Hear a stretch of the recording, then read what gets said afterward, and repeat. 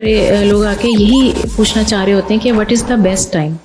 तो best time जो है ना हम ये महदूद है, लेकिन अब स्टडीज़ ने ये प्रूव किया है कि सिर्फ आखिर के 14 दिन 2 हफ्ते तो प्रॉपर फिक्स उन डेज़ का कि आपने ज़रूर इन्हीं डेज़ में मिलना है, क्योंकि इसकी वजह से स्ट्रेस बहुत बढ़ जाता है और स्ट्रेस की वजह से बहुत स्ट्रेस में आ जाते हैं, स्पेशली मेल्स इतने स्ट्रेस में आ जाते हैं कि उनसे परफॉर्म ही नहीं होता। तो एक दिन का गैप इसलिए ज़रूर कहते हैं कपल्स को मिलने में कि अगर आप डेली मिलोगे तो आपका जो सीमन है उसमें स्पर्म्स कम हो जाएंगे और फ्लूइड बहुत ज़्यादा हो जाएगा। प्रेग्नेंट होने के बेहतरीन दिन कौन से हैं? आपने स्ट्रेस नहीं लेना उन डेज का कि आपने जरूर इन्हीं डेज में मिलना है, स्पेशली मेल्स इतने स्ट्रेस में आ जाते हैं कि उनसे परफॉर्म ही नहीं होता। प्रेग्नेंट होने के जो बेहतरीन दिन हैं वो कौन से हैं? किस टाइम में जो है वो अगर आप प्रेग्नेंट होना चाहें तो कौन सा वक्त बेहतरीन है? बहुत सारे लोग आके यही पूछना चाह रहे होते हैं कि what is the best time. तो बेस्ट टाइम जो है ना हम ये कहते हैं कि every time is best time.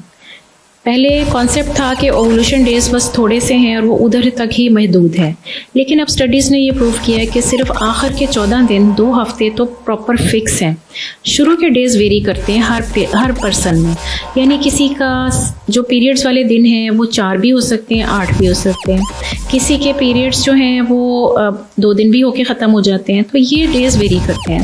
दूसरा ये कि जब पीरियड से आप फारिग हो, एक एवरेज पीरियड साइकिल है 7 डेज़ का, जब आप उससे फारिग हो जाते हैं तो आप ये समझ लें कि 7th डे से लेके आप 18th डे भी अगर लगा लें या 20th डे भी लगा लें तो it makes whole of cycle, जो कि आपके नॉन ब्लीडिंग डेज हैं। तो जो couple trying to get pregnant है, हम उनको ये एडवाइस करते हैं कि एक तो आपने स्ट्रेस नहीं लेना उन डेज़ का कि आपने ज़रूर इन्हीं डेज़ में मिलना है, क्योंकि इसकी वजह से स्ट्रेस बहुत बढ़ जाता है और स्ट्रेस की वजह से आपको पता है ये तो प्रेगनेंसी होने नहीं देता। ठीक है, तो हम ये कहते हैं उनको कि आपने अपनी एक नॉर्मल रूटीन या लाइफस्टाइल ऐसा बनाना है कि आपने हफ्ते में 2 से 3 दिन एक हेल्दी एक्टिविटी करनी है, आपस में मिलना है आफ्टर योर पीरियड डेज। और ovulation can happen any day.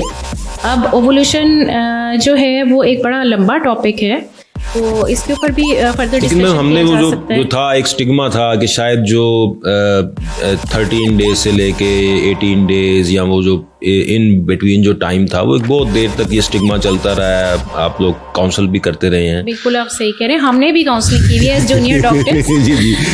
तो वो ये 4-5 दिन हैं, तो बहुत सारे लोग तो ट्राई उन्हीं दिनों में करते हैं। बहुत स्ट्रेस में आ जाते हैं, स्पेशली मेल्स इतने स्ट्रेस में आ जाते हैं कि उनसे परफॉर्म ही नहीं होता।